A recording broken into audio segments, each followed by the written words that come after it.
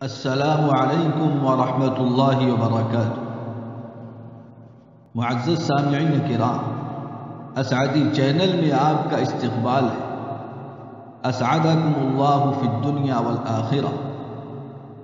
رشک کرتا ہے فلک ایسی زمین پر اسعد، جس پہ دو چار گھڑی ذکر خدا ہوتا ہے۔ جو باتیں فرمائی ہیں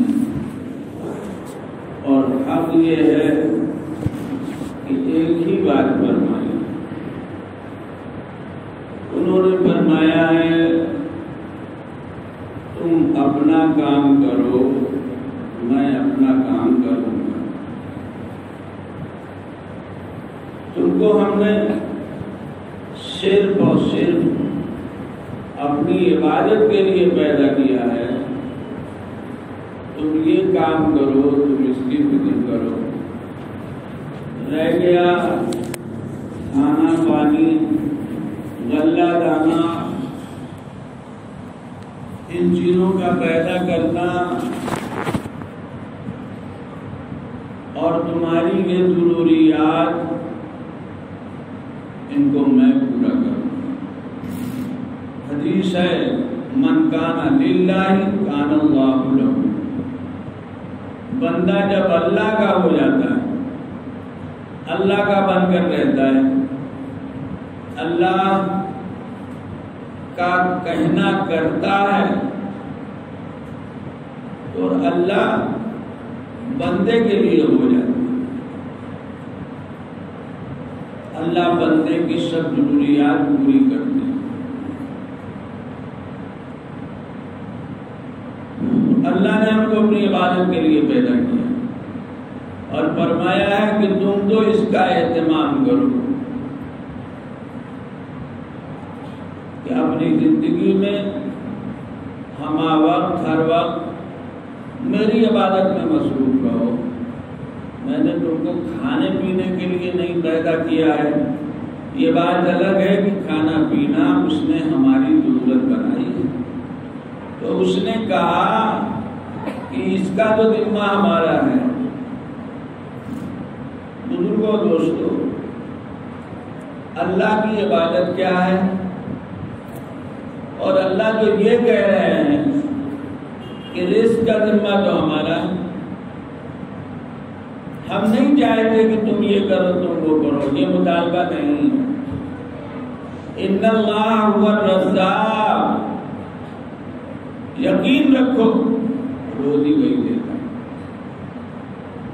اور لفظ یوں بھی آتا ہے سمجھانے کے لیے پڑھا گیا ہو، نبی اکرم صلی اللہ علیہ وسلم نے صحابہ کو فرمایا ہو انی انا الرزاق ذو القوۃ المتین، روزی دینے والا تو میں ہوں۔ اللہ کی عبادت کیا ہے؟ اور اللہ جو یہ کہتے ہیں کہ ذمہ میرا ہے، یا ہم کہتے ہیں ایمان کو بیان کرتے ہوئے اللہ نے ہم کو پیدا کیا، وہی موت دیتا ہے اور وہی کھلاتا ملاتا ہے۔ اس کا کیا مطلب ہے؟ دونوں باتوں کو سمجھنے کی ضرورت ہے۔ اللہ کی عبادت کیا ہے اور اللہ کھلاتے پلاتے ہیں، وعدہ کر رہے ہیں، فرما رہے ہیں، اس کا کیا مطلب؟ اس کو سمجھنے کی ضرورت ہے۔ نہ سمجھنے کی وجہ سے غلط فہمیاں پیدا ہوتی ہیں۔ سمجھے گا آدمی کیسے؟ سمجھنے کی صورت یہ نہیں ہے کہ خود سے پڑھ لو، سمجھنے کی صورت یہ نہیں ہے کہ ان سے اور ان سے سن لو۔ سمجھنے کے لیے ضرورت ہے ان لوگوں کے پاس جانے کی، اٹھنے بیٹھنے کی، ان سے سننے کی جو دین کو اچھی طرح جانتے ہیں اور سمجھتے ہیں، جو علماء ہیں، اہل اللہ ہیں، جنہوں نے یہ جانا ہے کہ اللہ نے خود اپنی بات کو ایک جگہ جیسے کہا ہے تو دوسری جگہ جو یہ جانتے ہیں کہ اللہ نے اپنے کلام پاک میں جو بات فرمائی ہے اس کو رسول پاک صلی اللہ علیہ وسلم نے ہم کو کیسے سمجھایا ہے. ایک آیت سے نہ قرآن سمجھا جا سکتا ہے نہ دین سمجھا جا سکتا ہے. ایک حدیث سے دین نہیں سمجھا جا سکتا.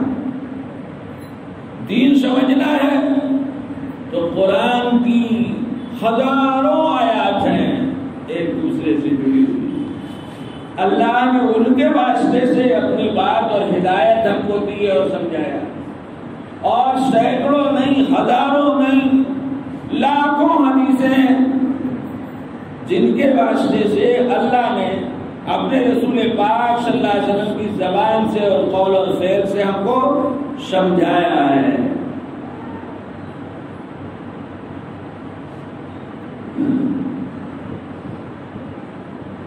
نہ سمجھنے پر صحیح تو کیا ہوتا ہے؟ آدمی سمجھتا ہے عبادت نام صرف نماز کا، عبادت نام صرف روزے کا، پیسے ہو گئے تو حج اور زکات اور خیرات کا.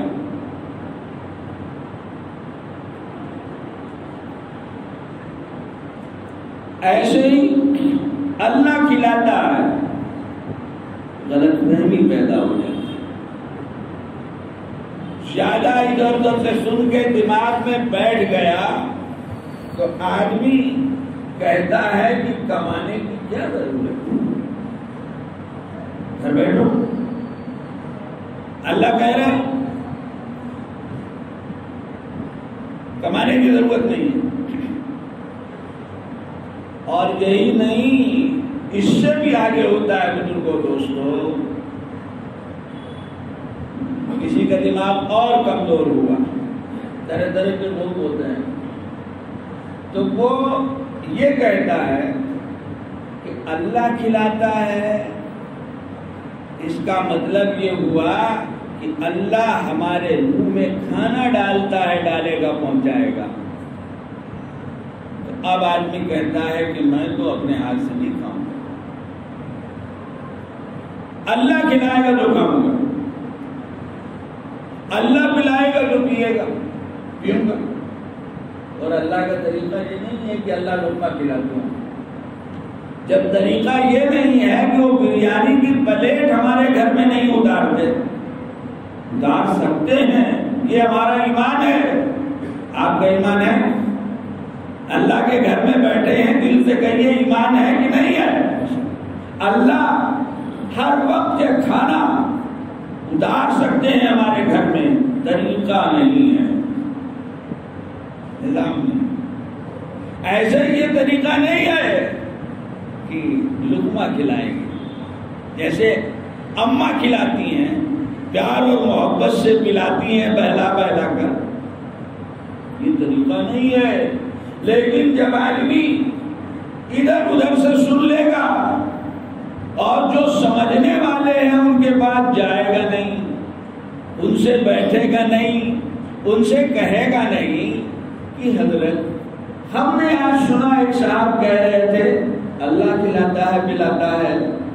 ہم تو دیکھ رہے ہیں کہ ہمارے ابا دکان چلاتے ہیں، وہاں سے پیسہ آتا ہے، پھر غلہ آتا ہے، پھر گھر میں کھانا پکتا ہے، پھر ہم اپنے ہاتھ سے کھاتے پیتے ہیں. تو یہ اللہ کے کھلانے کا کیا مطلب ہے؟ یہ پوچھنے کی ضرورت ہے. پوچھے گا کون؟ جس کا دماغ سے اس ذرا سوچ سے کام. عبادت کا مطلب سمجھ لیا خالی نماز، اب صرف نماز پڑھو، روزہ رکھو نہیں. قرآن حدیث نے خود واضح کر دیا عبادت نام ہے اللہ کی مرضی کے مطابق زندگی گزارنے کا. عبادت نام ہے ہر اس کام کو کرنے کا جو اللہ نے کرنے کو ہمیں حکم دیا ہے، موقع محل اور حالات کے اعتبار. نماز ہے، دن میں 5 نمازیں ہیں، ظاہر ہے کہ 5 اوقات میں ہیں، ان کے اوقات متعین ہیں۔ ایسا نہیں کہ اپنی مرضی سے پڑھ لو، ایسا نہیں کہ 5 کی 10 کر لو، نظام ایسا نہیں کہ جس وقت جی چاہے نفل پڑھنے لگ جاؤ۔ سورج نکل رہا ہے نفل پڑھو گے، سورج ڈوب رہا ہے نفل پڑھو گے، وضو نہیں ہے نفل یا نماز پڑھو گے، ایسا نہیں۔ روزہ رمضان کا ہے، سال کے بقیہ دنوں میں 5 دن کا روزہ حرام ہے، ثواب نہیں گناہ ہے، اللہ کا بنایا ہوا۔ ہر سال میں 1 مرتبہ ہے، بس ہم جانتے ہیں وہ دن متعین ہے جن میں حج ہے، ان کے علاوہ نہیں ہو سکتا۔ اور جب آدمی سمجھتا نہیں ہے اور کچھ زیادہ عقل چل جاتی ہے تو بات کر کے تو بہرحال ہیں ہمارے بھائی، عجیب عجیب باتیں کرنے والے مل جائیں گے آپ، یہ بھی کہنے والے مل جائیں گے کہ 5 وقت کی نماز پڑھیں گے تو دکان میں کب بیٹھیں گے، دکان کیسے چلائیں گے؟ مہینے بھر کا روزہ رکھیں گے تو مہینے بھر میں تو بدن کمزور ہو جائے گا۔ زکات بہت بڑا ٹیکس معلوم ہوتی ہے، حج میں بڑی پریشانی ہے، سال میں 10-12 نہ صحیح تو کم سے کم 2 مرتبہ تو حج ہونا چاہیے۔ یہ مت سمجھیے گا کہ یہ کہنے والے نہیں ہیں، ہمارے بیچ میں کہنے والے ہیں، دوسرے نہیں کہہ رہے ہیں، اسلام کا نام لینے والے کہہ رہے ہیں۔ اب 2 حج ہونا چاہیے ساتھ، بہت بھیڑ ہوتی ہے، بڑی پریشانی ہوتی ہے۔ جو یہ کہنے والے ہیں وہ 1 حج بھی نہیں کرتے، مشکل ہے ان کے لیے۔ یہ نہیں ہے، ہر چیز بتا دی عبادت، جس وقت میں جو کام اللہ نے بتایا ہے اس وقت میں اللہ کے حکم کے مطابق، اللہ کی رضا کے مطابق کام کرنا، یہ عبادت ہے۔ نماز کا حکم ہے، نماز کا وقت ہے، چھوڑو، بند کرو دکان، اذا نودی، آج جمعے کا دن ہے، جمعے کے لیے قرآن میں خاص طور سے حکم تو عام ہے، یا ایھا الذین آمنوا اذا نودی للصلاۃ من یوم الجمعہ فاسعوا الی ذکر اللہ وذروا البیع، سب بند کرو، اذان ہوئی، اب سب منع ہے، صرف نماز کی تیاری کرو یا مسجد میں پہنچو، نماز کا وقت ہوا نماز پڑھو، روزے کے دن آئے روزے رکھو، زکات کے حساب سے پیسہ ہے زکات ادا کرو، حج کا پیسہ ہے حج کے دن آئے حج کرو، اور اسی کے ساتھ اور بھی بہت سی چیزیں ہیں، گھر میں بھی رہو، بیوی بچوں میں بھی رہو، ان کا بھی حق ادا کرو، یہ بھی عبادت ہے، یہ بھی عبادت ہے۔ کہ بھائی ہم لوگ نکاح کرتے ہیں، شادی کرتے ہیں، آخر سنتے ہوں گے نکاح سنت ہے، نکاح سنت ہے۔ مشہور حدیث یا ایک حدیث کہیے کہ ہر خطبے میں نکاح کے کان میں پڑتی ہے کہ حضور صلی اللہ علیہ وسلم نے فرمایا نکاح میری سنت ہے۔ نکاح سنت ہے کہ نہیں؟ اور نکاح سنت ہے تو کیا مطلب؟ لڑکی کو بیاہ کے گھر میں لے آؤ، بس اب تم گھر میں رہو، کھانا دانا سب تم کو ملے گا، ہم تو رات بھر نماز پڑھیں گے چونکہ نماز کا بڑا ثواب ہے، ہم کو دل میں روزے رکھیں گے چونکہ یہ بڑی عبادت ہے، اور بیوی گھر میں کیا کریں؟ گھر میں کھانا پانی سب ہے، جیسے کوئی جانور لائے رکھ دیا اس کو دے رہے، بس آگے کوئی حق نہیں ہے۔ رات کا دن کا کوئی دوسرا اس کا حق ہے کہ نہیں ہے؟ وہ بھی تو ہے بھائی، اس حق کو چھوڑ کر بھلا کر رات بھر اگر نماز پڑھتے رہے کل پکڑ ہو جائے، کل پکڑ ہو جائے۔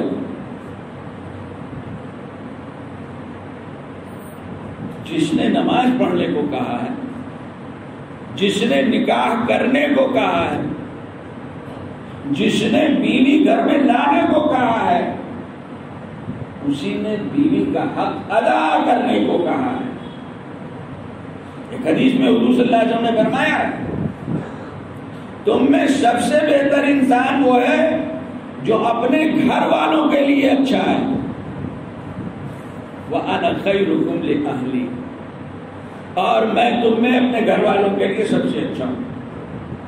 گھر والے کون ہوتے ہیں بزرگوں دوستوں؟ گھر والے جب بچپن ہوتا ہے تو گھر والے ماں باپ ہوتے ہیں، اور جب اس سے آگے بڑھیے جی چاہے تو بچپن کہہ لیجیے تب گھر والی ہوتی ہے۔ اس کا حق ہے کہ نہیں؟ اس کا حق ہے کہ نہیں ہے؟ حضور اکرم صلی اللہ علیہ وسلم نے جہاں یہ بتایا اور سمجھایا اللہ کا تم پر حق ہے، تو آپ نے فرمایا کہ تمہارے جسم کا تمہارے اوپر حق ہے، تمہاری آنکھوں کا تمہارے اوپر حق ہے۔ رات کو سویا بھی کرو، نہیں سو گے تو آنکھیں خراب ہو جائیں گی، بدن خراب ہو جائے گا۔ تمہارے گھر کا، بیوی کا، بچوں کا حق ہے تمہارے اوپر۔ یہ حق ادا نہیں کرو گے تو اللہ کے سامنے کھڑے ہو رات بھر اور بیوی بستر پہ تڑپ رہی ہے۔ یہ تو ضرورت ہے تمہاری، شادی اس لیے سوچنا پڑے گا کہ اس رات بھر کی نماز سے کیا وہ خوش ہوگا جس کے لیے نماز پڑھ رہے ہو۔ یہ باتیں کہاں سے ملیں گی؟ یہ باتیں ملیں گی علماء کے پاس آنے جانے سے، اہل اللہ کے پاس آنے جانے سے، جو لوگ دین کو صحیح طور پر، پورے طور پر جانتے اور سمجھتے ہیں، ان کے پاس جانے سے۔ اور ورنہ غلط فہمی بڑے بڑے لوگوں کو ہو جاتی ہے۔ ایک بات سن لی، سمجھ میں آ گئی، دماغ میں بیٹھ گئی، دوسرے پہلو اس کے ذہن میں نہیں آ رہے ہیں۔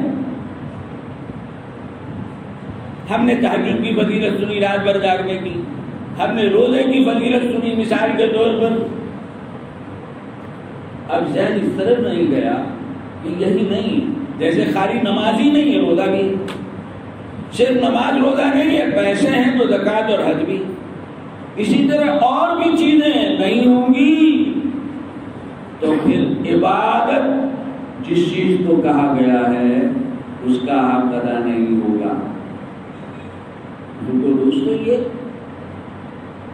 صحابہ کرام جن سے اچھا، سچا، پکا کوئی مومن نہیں، وہ حضرات بھی بعض مرتبہ بعض باتوں کو سمجھنے سے پورے طور پر ان سے چوک ہو جاتی تھی۔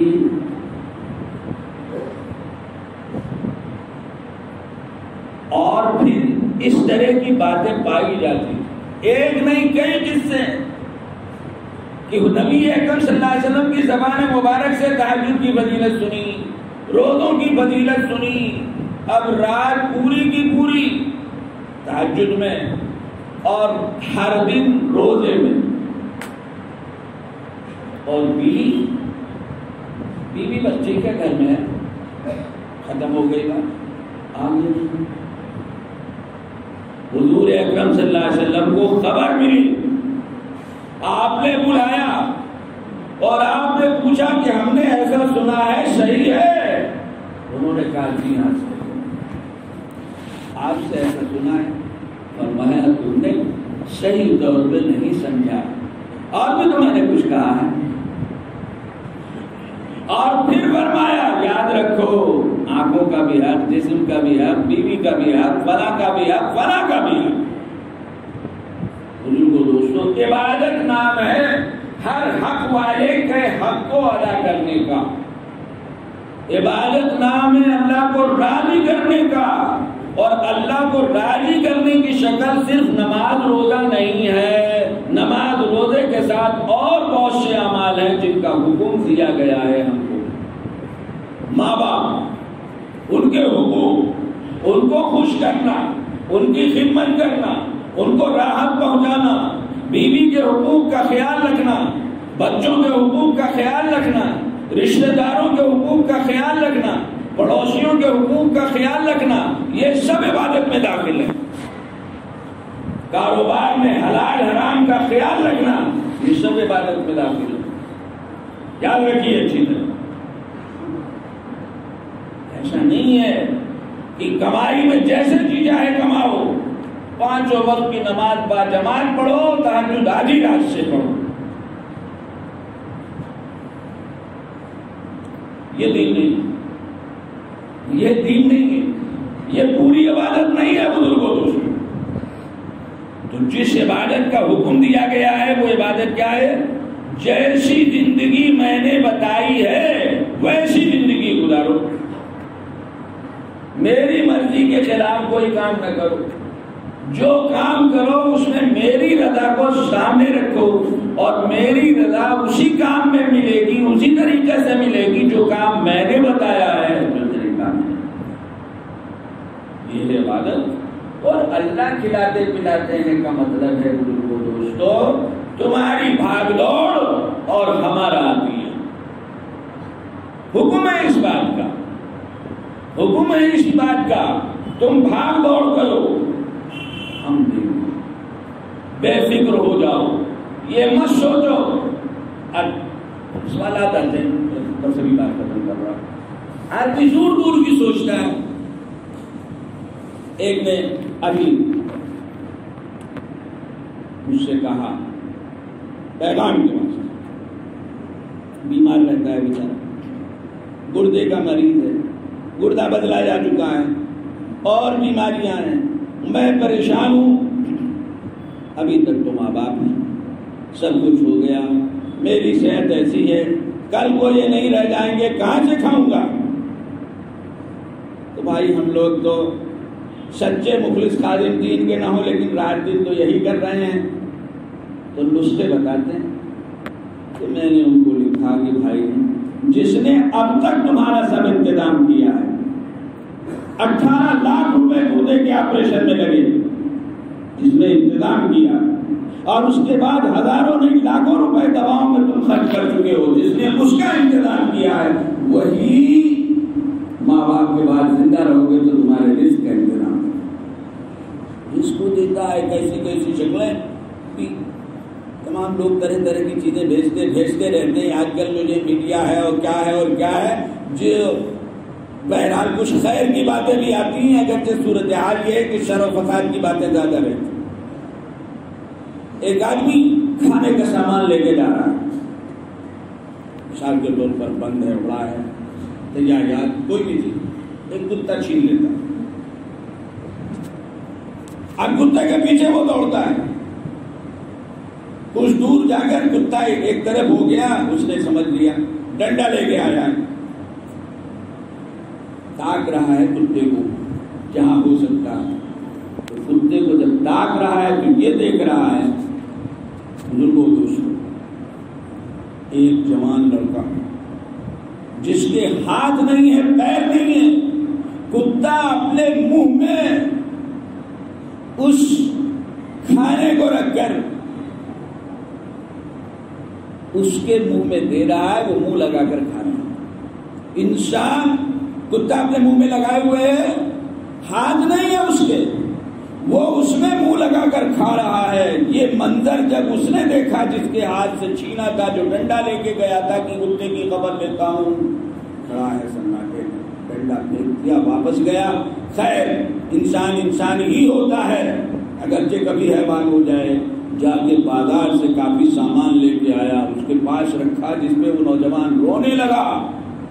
بڑی تسلیاں دی اس کو اپنے حساب سے اپنی زبان میں. بزرگوں دوستوں، اللہ رزق ایسے ہر ایک کے لیے کرتا، لیکن سب کے لیے نہیں، ہمارے آپ کے لیے نہیں کہ سب چھوڑ کے گھر میں بیٹھ جائیں. محنت کرو، حکم دیا گیا ہے. حلال کمائی فرض ہے جس کے لیے محنت کرنا. ہاں دے گا وہ اس پر یقین کرو، اس پر یقین رکھو. اسی کو کہا جاتا ہے اسباب پر یقین نہ کرو، مسبب الاسباب کا یقین کرو. دینے والا وہ ہے لیکن اسی کا حکم ہے کہ سبب اختیار کرو. ہم پھل دیں گے، تم محنت کرو، ہم پھل دیں گے. اور وہ پھل دیتا ہی دیتا ہے. کبھی آزمائش بھی ہو جاتی ہے تو اس کا ایک نظام ہے. اللہ تعالی ہم سب کو ان باتوں کے سمجھنے کی توفیق عطا فرمائے.